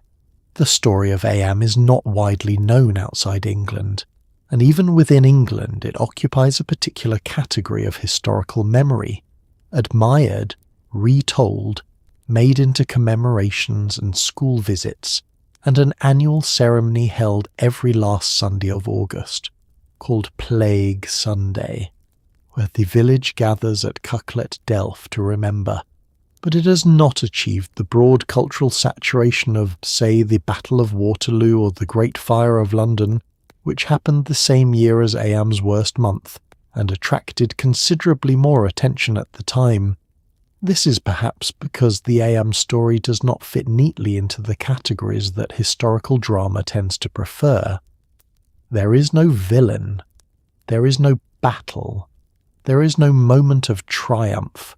There is only a village full of ordinary people who are asked an impossible question: will you stay?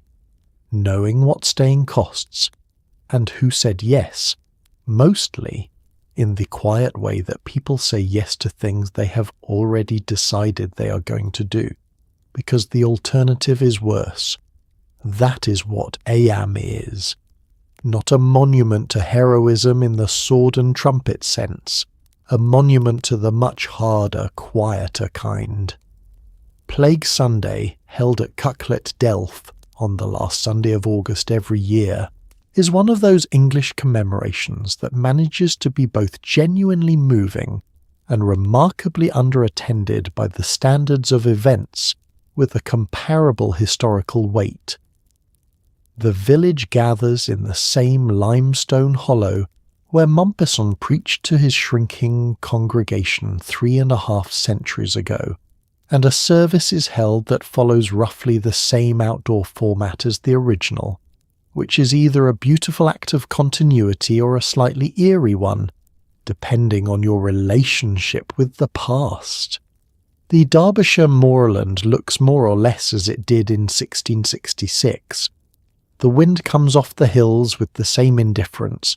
The voices carry across the hollow in the same way. There are considerably more people and considerably less plague, which represents an improvement on most of the relevant metrics.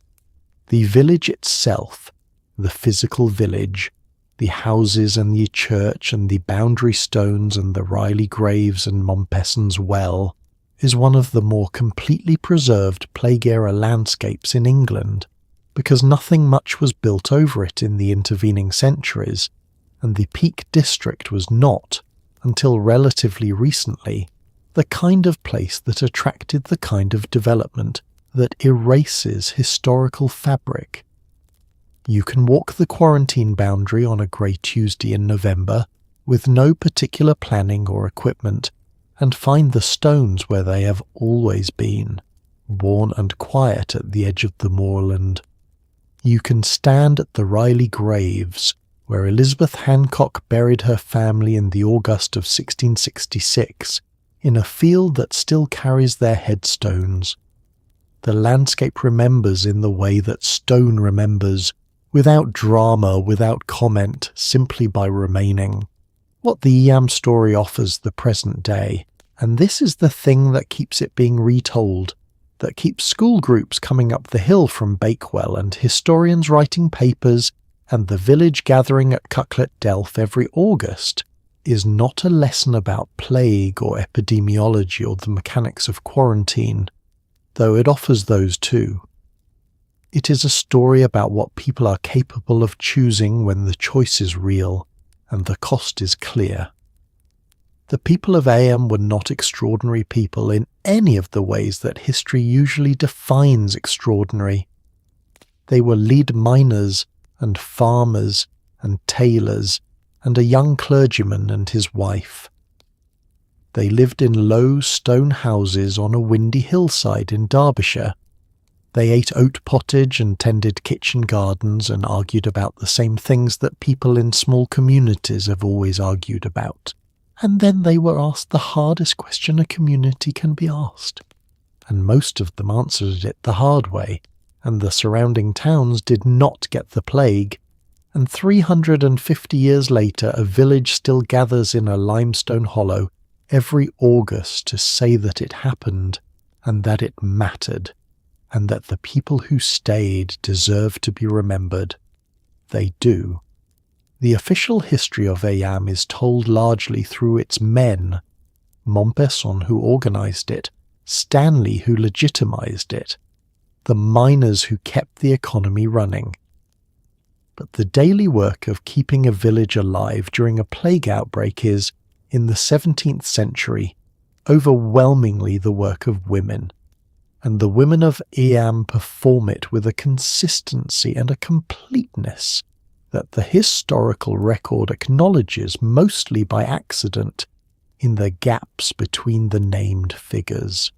Catherine Mompesson is the most visible of them, because she's married to the man who wrote the letters, and so she appears in the letters. Elizabeth Hancock is visible, because what she did was so extreme that it could not be left out of any honest account.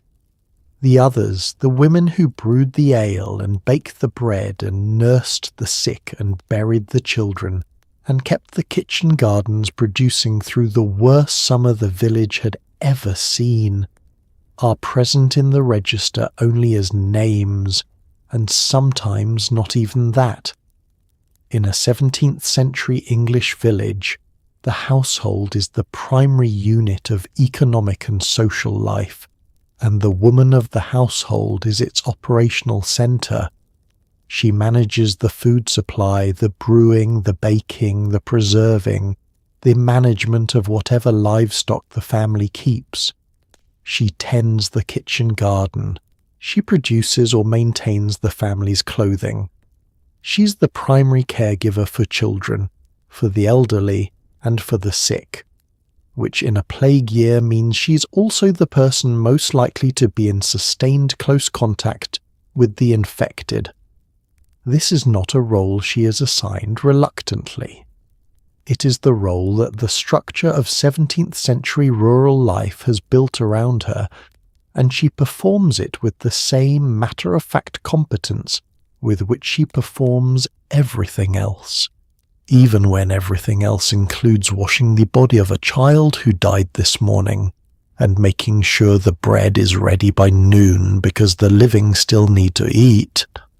The nursing of the sick in Eyam during the quarantine falls primarily to women, because it always does. The village has no hospital, no dedicated medical facility, no trained nurses in any formal sense. What it has is women who know how to bring down a fever with cold cloths, how to make a sick person comfortable, how to sit through the night with someone who is frightened and in pain. These are skills acquired through practice rather than instruction, passed from mother to daughter in the same informal curriculum that covers everything from bread making to midwifery. In a plague year, these skills are the closest thing to medicine that most of Eyam's sick will ever receive, and the women who provide them do so in full knowledge of the risk, because the knowledge does not change the necessity. The women who survive the quarantine and remain in Eyam afterward face the particular challenges of a post-plague village with a severely distorted demographic. A community that has lost a large proportion of its adult men in a short period is a community in which women are doing more of the agricultural and economic work than the pre-plague division of labour assigned to them. Fields need ploughing. Animals need tending, decisions need making about land and property, and the management of households that are now run by widows with children, and no husband and no particular social infrastructure designed to support that situation. They manage.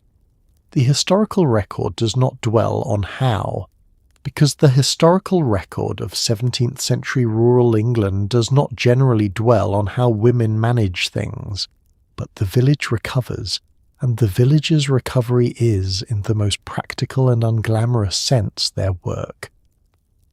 Elizabeth Hancock deserves a moment of specific attention that is separate from the bare facts of what she did, because the bare facts are so extreme that they risk becoming abstracted into symbol rather than remaining attached to a person.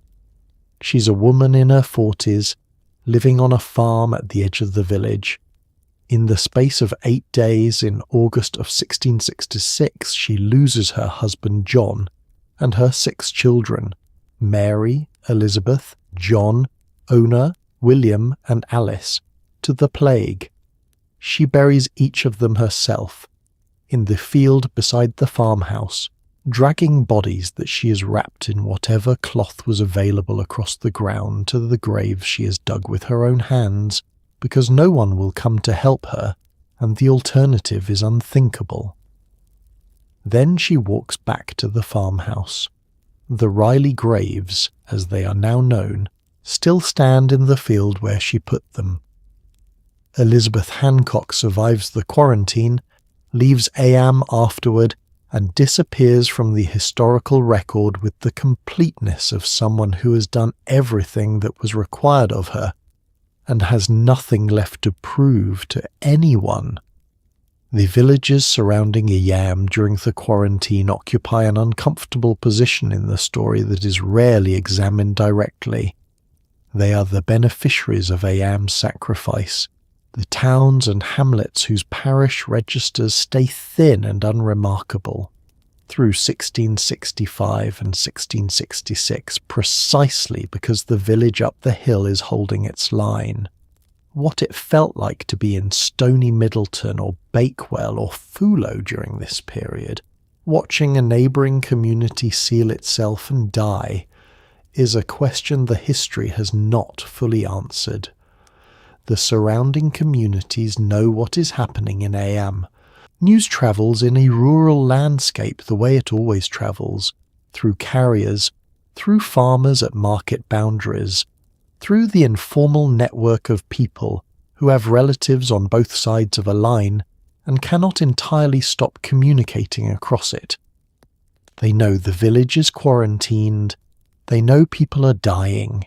They can, on a clear day, see the smoke rising from the chimneys of Eyam, from the high ground to the south, and count, in their own rough way, whether there seem to be fewer fires than there were last week. Stony Middleton is the closest neighbour, a village sitting as a valley below Eyam, close enough that on a still night you could, in theory, hear sounds from the hillside above. It is from Stony Middleton that some of the supply runs to the boundary stones are organised, local farmers and merchants bringing food and goods up the hill and leaving them at the agreed collection points before retreating to a safe distance. These are not anonymous transactions. The people making the supply runs know the people collecting from the other side of the boundary stone, in the way that neighbouring villages in a confined landscape always know each other, by family connection, by market acquaintance, by the accumulated social knowledge of communities that have been living within walking distance of each other for generations. You bring food to the boundary stone and you leave it there, and you walk back down the hill, and you do not know, on any given run, whether the person who comes to collect it is someone you grew up alongside, or someone you have never met, or someone who will be dead by the time you make the next run. The emotional weight of this position, close enough to help in the limited way that the quarantine allows, too far to do anything about what is actually happening, is not something the historical record captures in much detail, because the surrounding villages did not produce a William Mompesson with the habit of writing careful letters to his superiors. What they produced is silence in the parish registers, which is, in this context, the most eloquent thing they could possibly have produced. Bakewell's register for 1665 and 1666 shows normal mortality figures. Tideswell's register shows the same. Stony Middleton, sitting at Eyam's feet, does not have a plague outbreak. These are not accidents. They are the consequence of a decision made by a village on a hillside in Derbyshire, and the surrounding communities know it, even if they do not write it down. There is a story attached to Stony Middleton that belongs to the Eyam narrative in the way that all the best peripheral details belong, by illuminating something the central account leaves in shadow. A young woman named Emmet Siddall from Eyam had been betrothed before the quarantine to a young man named Roland Torre from Stony Middleton. During the quarantine, unable to cross the boundary, the two of them met regularly at a place on the edge of the village called Boundary Meadow, standing on opposite sides of the quarantine line and talking across the distance that the rules required between them. Emmet died in the spring of 1666, one of the plague's victims, and Roland Torre waited at the boundary for weeks before he understood, from the absence of her, that she was not coming back. He is said to have learned of her death not from a messenger or a letter, but from the simple fact that she stopped appearing on her side of the line. This is not a small thing to carry back down the hill to Stony Middleton. It is the particular grief of someone who could not get close enough to say goodbye, which is, when you think about it, the grief of everyone who watched Eyam from the outside. There is a participant in the Eyam story that receives almost no attention in the commemorative accounts, which is deeply unfair given that it is, in the strict epidemiological sense, the most consequential participant of all. The rat did not choose to come to Eyam. It did not choose to carry infected fleas in its fur. It had no opinion about the quarantine and no awareness of the moral weight of what was happening in the village around it. It simply went about its business, which was, as rat business always is, the business of living very close to humans and eating whatever they left unattended. The black rat, Rattus rattus, smaller and better at climbing than its brown cousin, with a particular talent for living in thatched roofs and timber-framed walls, is the primary vector of bubonic plague in 17th century England, the warm-blooded vehicle in which Yersinia pestis travels from place to place, carried by the fleas that live in the rat's fur and jump to human hosts when the rat dies, or when the opportunity presents itself. The rat does not die of plague particularly quickly. It is, in the biological sense, a reservoir, a living container for the disease that sustains the infection through the periods between human outbreaks, maintaining the flea population and the bacterial load until the conditions are right for another wave. It is, in every way that matters to the story of Eyam, the thing that keeps the plague going long after you might reasonably hope it would stop. The domestic arrangements of a 17th century English village are, from the rat's perspective, ideal. The stone-built cottages of Eyam have earthen floors in most rooms, gaps in the walls where the mortar has crumbled, and thatched or turf roofs that are warm, dry and largely uncontested as rat habitat.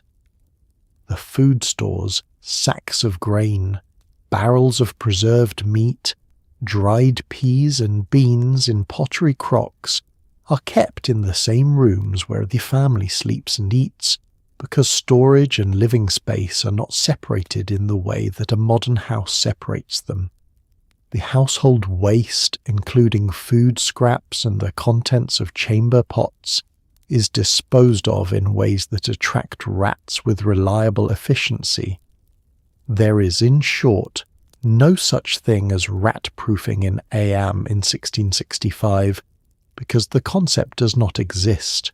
The rats are simply part of the household ecology, noted with irritation, occasionally trapped or killed, but never systematically addressed, because systematic address would require an understanding of their role in disease transmission that nobody in the village possesses.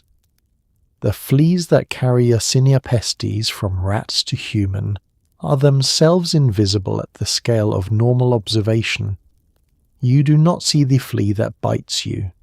You do not feel it. Particularly, a flea bite is a small thing, easy to miss among the general background of insect activity that is the constant companion of 17th century rural life. The bite happens, the bacteria enter the bloodstream, and the 4-day incubation period begins in a body that has no idea what is coming. This is the mechanism behind the apparently random distribution of plague deaths in Eyam. The households that are hit hardest are the households with the highest rat activity, and the households that escape are those where, by luck or construction, or the arbitrary geography of rat movement, the flea burden is lower. The people of Eyam interpret this distribution theologically. The rats interpret it not at all. What the quarantine does to the rat population of Eyam is an interesting and largely unexamined question. The boundary stones do not stop rats. Rats cross boundaries with the cheerful indifference of creatures that did not agree to the quarantine and have not been informed of its terms. The quarantine's effectiveness against plague transmission works not because it stops the rats, but because it stops the humans, preventing the export of infected fleas on clothing and goods to the surrounding villages, where the rat populations are uninfected and the human populations are entirely susceptible. Inside Eyam, the plague cycles through the rat population and the human population simultaneously, the two curves of infection rising and falling together until the rat population is depleted enough that the flea burden drops below the threshold required to sustain transmission. The plague ends in Eyam in this reading, when the rats run out. It is not the most poetic conclusion to the story, but it has the considerable advantage of being accurate. Eyam is still there. This is worth saying plainly, because it is the most straightforward fact about the Eyam story, and the one that is easiest to overlook when you are deep inside the history of what it lost. The stone houses are still standing. The Church of St. Lawrence is still standing, with its register still held in archive, and its churchyard still full, and its annual Plague Sunday still observed on the last Sunday of August. When people gather at Cucklet Delph and stand in the open air and remember, in the way that communities remember things, imperfectly, selectively, with a mixture of pride and sorrow, and the ordinary human need to mark that something happened here, and that it mattered. The boundary stones are still in the fields around the village, and you can walk the line of the quarantine on a grey Derbyshire morning and feel, if you are paying attention, something that is not quite grief and not quite awe, but sits somewhere between them. The weight of a decision made by people who had no particular reason to be remarkable, and who were, when it came to it, remarkable anyway. The museum opened in 1976, in a house on the main street, and it contains the things that museums in small English villages contain: display cases, interpretive panels, a few original documents behind glass, and the careful, slightly melancholy atmosphere of a place that is trying very hard to make the past available to people who were not there. It does this well. There is a copy of the parish register. There is a reconstruction of a 17th century interior. There are photographs of the boundary stones taken in all 4 seasons, which tells you something about the dedication of the person who took them. Visitors come through in 1s and 2s on weekday mornings, school children in larger groups on Thursdays, and on the last Sunday of August, when Plague Sunday happens, the numbers are larger still. People standing in the hollow of Cucklet Delph in their modern coats and walking boots, looking up at the limestone rim of the hill, listening to words that have been said in this place for 3.5 centuries.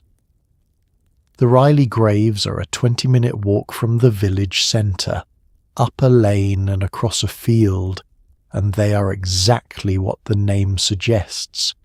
7 graves in a field belonging to Elizabeth Hancock's husband and 6 children, arranged in 2 rough rows behind a low iron railing, that was added at some point in the 19th century to make clear that this is a place that should be treated with a certain kind of attention. The field around them is ordinary Derbyshire farmland. There are sheep sometimes. The hills are visible in every direction. Standing there on a clear day, it is possible to see a long way, to see the kind of landscape that Elizabeth Hancock looked at after she had finished burying the last of her children, in a week in August when the village was at its worst, and then turned and walked back down the lane to a house that was entirely empty. Eyam is a village of about 1,000 people now. It has a pub and a museum and a car park and a tea room, and on summer weekends it has visitors who come to walk the Riley graves and read the interpretive panels and buy a postcard of the boundary stone. All of this is fine. All of this is how the living maintain their relationship with the dead imperfectly, practically, with whatever tools are available. The village is still there. That is what staying looks like 350 years on, and that is Eyam, a village of 350 people in a fold of the Derbyshire hills, who received a parcel of cloth from London in the autumn of 1665 and spent the next 14 months making a decision, over and over again, that nobody asked them to make, and nobody could have forced them to keep. They stayed. Not all of them. Some left before the cordon closed, and history does not condemn them for it, because history is not in the business of condemning people for wanting to live. But enough of them stayed. Enough of them fetched their water and tended their animals, and stood in the hollow of Cucklet Delph on Sunday mornings, with the moorland wind coming off the hills, and listened to a young rector tell them that what they were doing had meaning, and enough of them believed him, or decided to act as though they did, which in the end amounts to the same thing.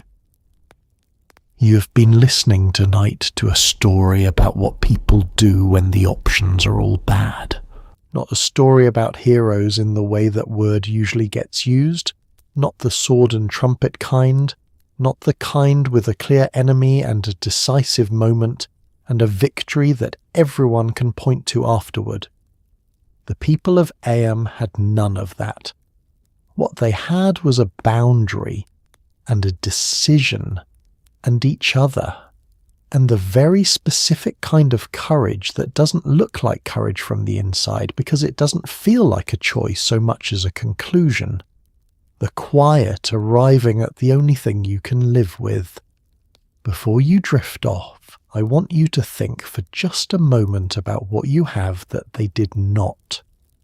You have a warm bed, which sounds trivial until you have spent any time imagining what it means to sleep in a stone cottage in Derbyshire in the winter of 1666, listening to the wind off the moors and wondering who will be gone by morning.